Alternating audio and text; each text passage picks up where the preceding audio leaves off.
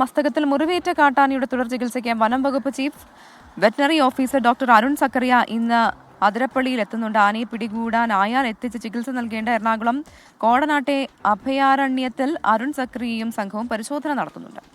സുരേഷ് സജിയാണ് ചേരുന്നത് തൃശ്ശൂരിൽ നിന്ന് വിവരങ്ങളുമായി. എന്റെ ഹെഡ്സെറ്റ് ഊരിപ്പോയതാ, കുഴപ്പമില്ല.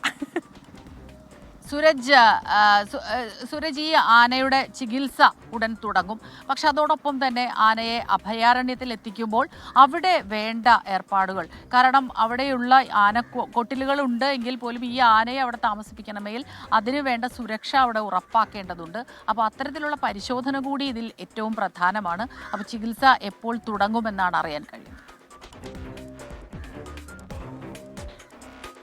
സ്മിത, ഇന്ന് നടക്കുന്ന അത് തന്നെയാണ്. സ്മിത സൂചിപ്പിച്ചതുപോലെ ഈ ആനക്കൊട്ടിലുകളിൽ ആനയ്ക്ക് വേണ്ട സൗകര്യമൊരുക്കുക, അതായത് ഇപ്പോൾ അവിടെ ഉള്ളതൊരു പഴയ കൂടാണ്, പക്ഷെ അതിന് എത്രത്തോളം സുരക്ഷിതത്വമുണ്ട് അല്ലെങ്കിൽ ഉറപ്പുണ്ട് എന്ന് സംബന്ധിച്ച് വനംവകുപ്പിനൊരു സംശയമുണ്ട്. അതുകൊണ്ട് തന്നെ ഇന്ന് അരുൺ സക്കറിയും സംഘവും അവിടെ എത്തി ഈ കൂടിന്റെ ബലപരിശോധനയാണ് ഇന്ന് നടത്തുക. രാവിലെ 8 മണിയോടുകൂടി അഭയാരണ്യത്തിൽ അരുൺ സക്കറിയും സംഘവും എത്തും എന്നുള്ളതാണ് അറിയിച്ചിട്ടുള്ളത്. അതോടൊപ്പം തന്നെ ഞാനിപ്പോൾ നിൽക്കുന്ന ഈ വെറ്റിലപ്പാറ 14 ഇത് എണ്ണപ്പനത്തോട്ടമാണ്. എണ്ണപ്പനത്തോട്ടത്തിന് പുറകിലാണ് ആന ഉള്ളത്. ആന ഈ എണ്ണപ്പനത്തോട്ടത്തിലൂടെ ചാലക്കുടി പുഴയിലേക്ക് ഇപ്പോൾ ഉൾവലിഞ്ഞിട്ടുണ്ട്. ഇന്നലെ രാത്രി എല്ലാം തന്നെ ഈ മേഖലയിൽ എണ്ണപ്പന കഴിച്ച് ആന ഇവിടെ നിൽപ്പുണ്ടായിരുന്നു. നാട്ടുകാർ പറയുന്നത് ഈ ആന കുറച്ച് ദിവസങ്ങളായി ഈ അക്രമവാസന പ്രകടിപ്പിക്കുന്നുണ്ട്. അതുകൊണ്ട് തന്നെ നാട്ടുകാരെ സംബന്ധിച്ചും വലിയ ആശങ്കയാണുള്ളത്. ഈ ആനയെ ഓരോ തവണ കാണുമ്പോഴും ഇതിന്റെ മുറിവിൽ നിന്ന് പഴുപ്പും പുഴുവും എല്ലാം അരിച്ചിറങ്ങുന്ന ഒരു സാഹചര്യമുണ്ട്. അതുകൊണ്ട് തന്നെ അടിയന്തരമായി ഈ ആനയുടെ ചികിത്സ നടപ്പാക്കാനുള്ള ഒരു നീക്കമാണ് വനംവകുപ്പ് നടത്തുന്നത്. പക്ഷേ ഏതാനും ആഴ്ചകൾക്ക് മുമ്പാണ് ആനയ്ക്ക് മയക്കുവെടി വെച്ചത്. മയക്കുവെടി വെച്ച് അന്ന് സ്റ്റാൻഡിംഗ് പൊസിഷനിൽ നിർത്തി ഒരു പ്രാഥമിക ചികിത്സ നൽകിയിരുന്നു. അതുകൊണ്ട് തന്നെ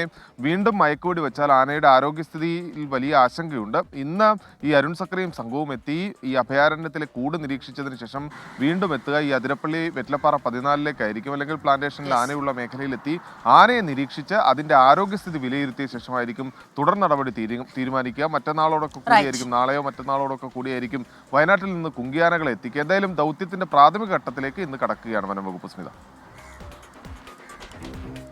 ശരി. സുരേഷ് സജിയാണ് വിവരങ്ങളുമായി നമുക്കൊപ്പം ചേർന്നത്.